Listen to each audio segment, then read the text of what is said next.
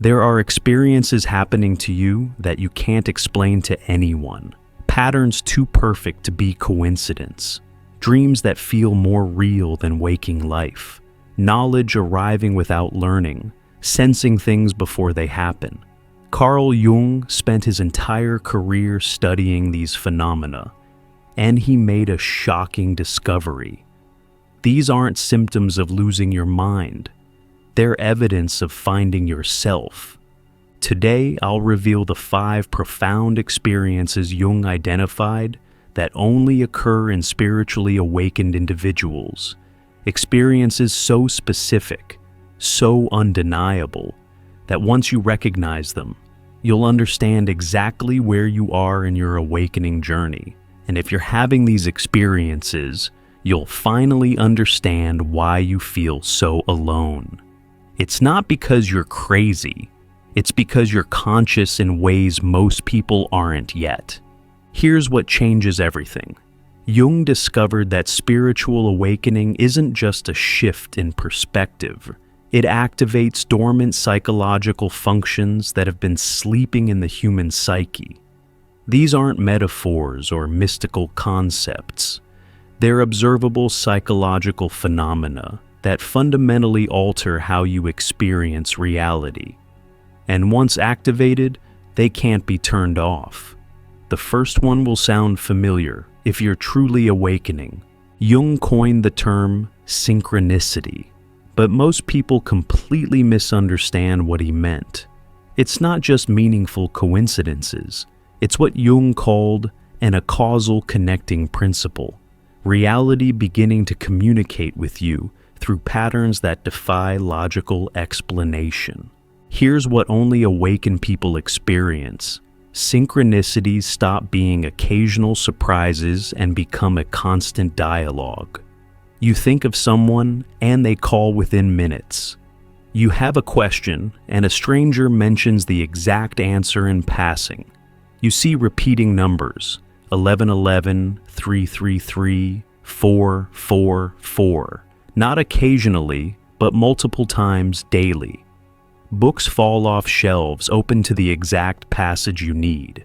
Songs contain messages that speak directly to your situation.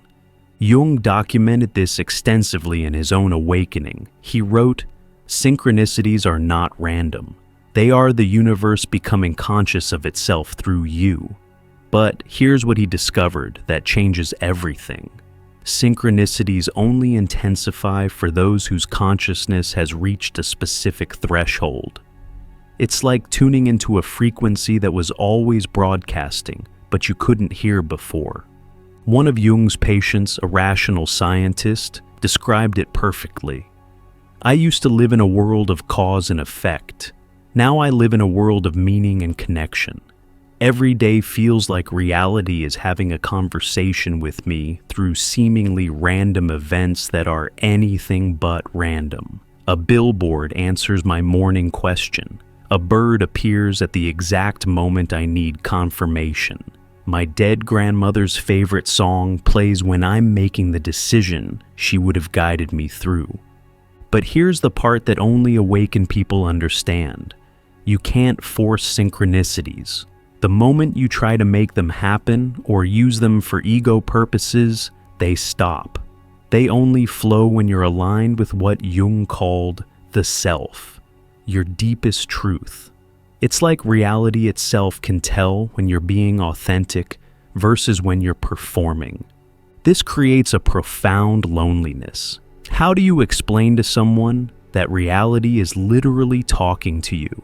That you're not seeing signs everywhere because you're delusional, but because you've become conscious enough to perceive the interconnected web Jung called the unus mundus, the unified field underlying all existence.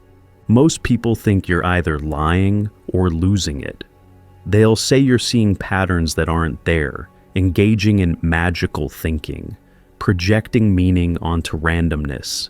And you can't prove them wrong because synchronicities can't be demonstrated on demand.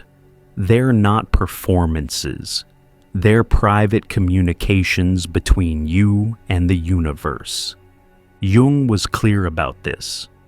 The privilege of consciousness is also its burden. You see what others cannot, and this seeing separates you from those who remain unconscious. Synchronicities become your secret language with reality, beautiful, profound, and utterly isolating. But the second experience is even more transformative. This is Jung's most important discovery that nobody talks about. The transcendent function isn't transcendence in the spiritual bypass sense. It's a psychological capacity that only emerges in awakened individuals. The ability to hold opposites without choosing sides, to live in paradox without needing resolution.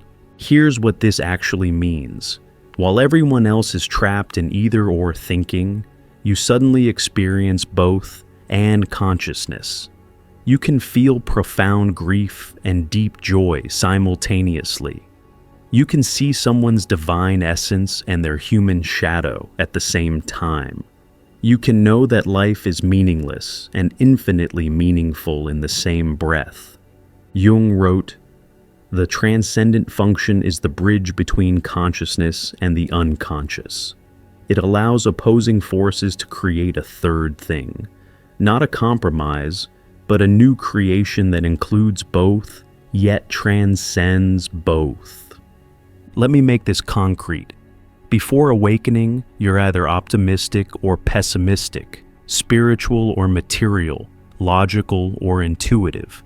After the transcendent function activates, you're simultaneously all of these. You become what Jung called a living paradox, capable of containing contradictions that would tear an ordinary psyche apart. One of Jung's patients described the moment it activated. "It was like my mind suddenly became vast enough to hold everything. I could feel my mother's death as the worst thing that ever happened, and the most important gift I ever received. Both were completely true, not balanced against each other, both fully, simultaneously true. My mind didn't break from the contradiction. It expanded to hold it." This is why awakened people often seem confusing to others. You can be deeply spiritual while being completely grounded, fully present while seeing through time, absolutely committed while totally detached. To the linear mind, you seem inconsistent, contradictory, even hypocritical. But you're not confused, you're comprehensive. The transcendent function also manifests as spontaneous wisdom. Solutions to impossible problems just arrive. You know things without knowing how you know them. Creative insights download fully formed. This isn't channeling or spiritual fantasy. It's what Jung called the collaborative creation between conscious and unconscious that only happens when the transcendent function bridges them. But here's the challenge. Once the transcendent function activates, you can't participate in most human conflicts anymore. Arguments require taking sides. Drama needs you to choose victim or villain. Politics demands you pick a team. But you see the truth and shadow in all positions. You understand that every perspective contains both wisdom and ignorance. This makes you useless to anyone trying to recruit you to their cause. You're too aware of complexity for simplistic narratives, too conscious of paradox for rigid ideologies. You become what Jung called psychologically unemployable by any system that requires true believers. And this leads directly to the third experience. Everyone dreams, but Jung discovered that in awakened individuals, dreams undergo a fundamental transformation. They stop being random neural firing or simple wish fulfillment and become what he called communications from the self, direct transmissions from your deepest wisdom. Here's what changes. Your dreams become lucid without trying. Not lucid in the sense of controlling them, but lucid in being consciously present while they unfold. You're simultaneously the dreamer, the dream, and the witness. You receive teachings, initiations, and guidance that you remember word for word upon waking. Jung documented his own experience extensively in his Red Book. He wrote, "My dreams ceased to be dreams and became visions. Not hallucinations of a disturbed mind, but communications from depths of the psyche that only open to those who have developed the capacity to receive them." But here's what only awakened people experience: prophetic dreams that actually manifest. You dream of conversations that happen verbatim days later. You see people you've never met who appear in your life exactly as dreamed. You receive warnings that save you from disasters. Solutions to problems arrive fully formed in dream symbols that make perfect sense. One of Jung's analysans, a businessman with no spiritual background, shared this. "I started having dreams that came true, not symbolically, literally. I dreamed my brother calling about our father's heart attack 3 days before it happened. I dreamed the exact conversation with my boss about a promotion, down to his tie color, a week before it occurred. I can't tell anyone because they'd think I'm delusional. But I'm not predicting the future. I'm remembering it from my dreams." Even more profound are what Jung called big dreams. Dreams so powerful they change your entire life trajectory. These aren't ordinary dreams you analyze for meaning. They're initiatory experiences that transform you at the cellular level. You wake up fundamentally different. You've been somewhere, met something, undergone an ordeal that was more real than physical reality. Jung identified specific markers of awakened dreaming, encounters with luminous beings who teach through presence rather than words, journeys through landscapes that exist nowhere on Earth yet feel like home, symbols that carry such profound meaning that seeing them changes how you understand existence. Deaths and rebirths so vivid you wake up feeling you've actually died and returned. But here's the isolating part. These dreams are incommunicable. You can describe them, but you can't transmit their essence. It's like trying to explain color to someone who's never seen. The dreams carry a quality of the sacred, the numinous, what Jung called the holy. And this quality can't be conveyed through words. You might try sharing them, but you see the blank looks, the polite nods, the subtle disconnection. People either think you're making it up or reading too much into normal dreams. They can't grasp that you're not interpreting symbols. You're receiving direct transmission. The dreams aren't metaphors for your life. They're more real than your life. This creates a profound split. Your dream life becomes more meaningful than your waking life. You start looking forward to sleep not for rest, but for reunion with depths of reality unavailable to waking consciousness. You realize what Jung meant when he said, "Who looks outside, dreams. Who looks inside, awakes." But the awakening happens through a kind of dreaming that only the awakened can access. Before we explore the final two experiences that only the awakened encounter, subscribe and hit the notification bell. Share in the comments which of these experiences has been most intense for you. Your validation might help someone else trust their own awakening. Now, these last two experiences are the most profound and the most difficult to integrate. If you're experiencing these phenomena, reality speaking through synchronicities, holding paradox without breaking, dreams more real than waking, you're not imagining things, you're perceiving things.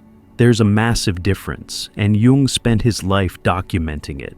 This is Jung's most radical insight that modern spirituality completely misunderstands. Awakening doesn't destroy the ego. It destroys the ego's monopoly on consciousness. What Jung called the ego-self axis, the relationship between your everyday personality and your deepest essence, undergoes complete reorganization. Here's what actually happens. You start experiencing yourself as multiple centers of consciousness simultaneously.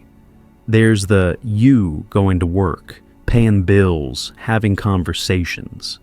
But there's also what Jung called the self, a vast impersonal awareness watching your life unfold like a movie. And you're both, at the same time, fully. Jung wrote, "The experience of the self is always a defeat for the ego." But he didn't mean the ego disappears. He meant it discovers it's not the CEO, it's middle management. And this demotion is simultaneously the most humiliating and liberating experience possible. Let me be specific about what only awakened people experience here. You'll be in a conversation, fully engaged, while simultaneously observing yourself from outside. Not dissociation. Full presence from multiple perspectives. You watch yourself getting triggered and choose whether to act on it. You see your patterns playing out in real time and can step out of them mid-sentence. One of Jung's patients described it brilliantly. "I'm living a split-screen existence. On one screen, I'm a person with a history, personality, preferences. On the other, I'm infinite awareness having a temporary human experience. Neither is more real than the other. I'm not choosing between them. I'm living as both simultaneously. It's maddening and miraculous." This creates experiences that sound insane to anyone who hasn't undergone this restructuring. You feel ancient beyond measure and brand new in each moment. You know yourself as both the drop and the ocean, literally, experientially, not as a metaphor. You experience what Jung called the relativization of the ego. Your personal self becomes just one of many possible configurations of consciousness you can inhabit. But here's what makes this so challenging. The ego doesn't go quietly. It fights back with what Jung called inflation, moments where it tries to claim the self's experiences as its own achievements. I'm awakened. I'm special. I'm beyond ordinary consciousness. This is the ego trying to own what can't be owned, and the universe responds with what Jung called compensation. Humbling experiences that remind you that you're both infinite and utterly ordinary. You might experience cosmic consciousness one moment and struggle to remember where you parked the next. You'll channel profound wisdom, then say something completely stupid. You'll feel enlightened, then act out your shadows in embarrassing ways. This isn't failure, it's the ongoing dance between ego and self that defines awakened life. Jung was clear. The goal is not to eliminate the ego, but to relativize it. The awakened person lives in constant negotiation between personal and transpersonal, human and divine, limited and limitless. You become comfortable being both a somebody and a nobody, someone special and completely insignificant. This is why awakened people often seem contradictory, deeply confident yet genuinely humble, powerful yet surrendered, knowing yet innocent. They're not pretending or confused.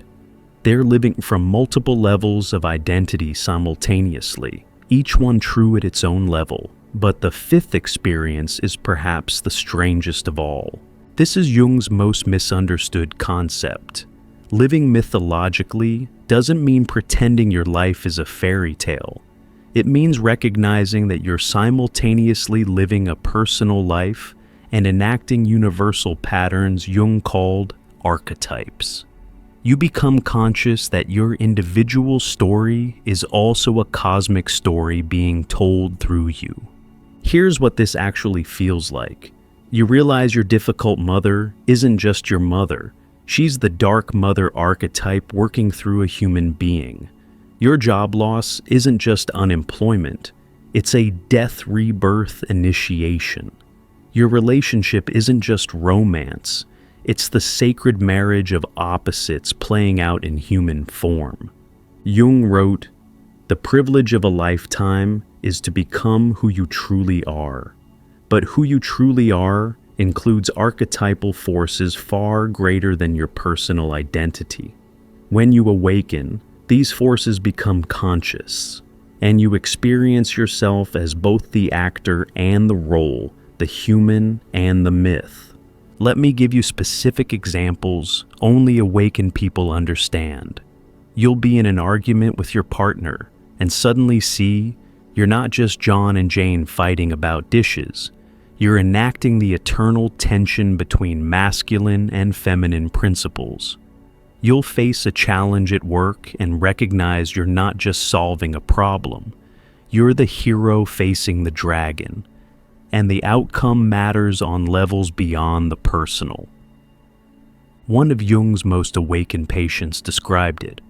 I'm living in two movies simultaneously. One is my regular life, work, relationships, daily tasks. The other is an eternal drama where I'm playing out humanity's deepest patterns. When my father died, I wasn't just losing my dad. I was experiencing the death of the father archetype, and my grief was both personal and transpersonal. I was grieving for everyone who's ever lost a father, and they were grieving through me. This archetypal awareness extends to recognizing when you're being constellated, Jung's term for when an archetype activates through you. You'll feel the warrior rise when facing injustice. The healer awakens when someone's wounded. The teacher emerges when wisdom needs transmission. These aren't roles you're choosing. They're archetypal forces using you as their instrument. But here's what's truly wild. You start recognizing other people's archetypal configurations too. You see who's possessed by the victim, who's channeling the tyrant, who's embodying the lover. You understand that most human conflict is archetypal patterns clashing, not personal differences. This gives you tremendous compassion. People aren't choosing to be difficult. They're unconsciously acting out archetypal scripts. Jung discovered that truly awakened individuals eventually experience what he called archetypal dreams, direct encounters with these primordial forces. You don't dream about a wise old man. You meet the wise old man. You don't dream about your mother. You encounter the great mother. These beings are more real than dream figures. They're living psychological forces that exist independently of your personal psyche. The mythological life also means recognizing what Jung called your personal myth, the unique story your soul is here to live. This isn't your ego's ambition or society's expectation. It's the deep pattern encoded in your psyche from birth, what Jung called your innate destiny. You discover you're not making your life up as you go. You're uncovering a story that was always there, waiting to be lived. This creates the strangest experience of all, prophetic living. You start sensing what's coming in your story before it arrives, not because you're psychic, but because you're conscious of the mythological pattern unfolding. You know the dark night of the soul is coming before the crisis hits. You feel the call to adventure before the opportunity appears. You recognize the threshold guardian before the test arrives. Here's what Jung understood that changes everything. These 5 experiences aren't random spiritual phenomena. They're symptoms of humanity's next evolutionary leap. Each awakened individual who experiences them is participating in what Jung called the collective individuation of mankind. Think about what these experiences actually mean. Synchronicities reveal an interconnected universe responding to consciousness. The transcendent function shows the psyche evolving beyond dualistic thinking. Prophetic dreams suggest time isn't what we think it is. The ego-self-axis restructuring demonstrates consciousness isn't confined to personality. Living mythologically reveals that individual lives are expressions of universal patterns. Jung saw these not as mystical experiences, but as psychological capacities that have been dormant in humanity, waiting for the right conditions to activate. And those conditions? They're the very chaos, meaninglessness, and suffering of modern life. The crisis isn't a mistake, it's the catalyst. He wrote, "The spiritual problem of modern man forces him to experience these things, not because he seeks them, but because consciousness itself is evolving, and these are the symptoms of its evolution. This is why you can't go back once these experiences begin. You can't unexperience synchronicity once you've lived in constant dialogue with reality. You can't return to either, or thinking once the transcendent function activates. You can't have ordinary dreams once you've received transmission from the self. You can't live only as ego once you've experienced the self. You can't see life as random events once you've recognized the mythological patterns." Jung called this the irreversibility of consciousness. Each awakening experience changes your psychological structure permanently.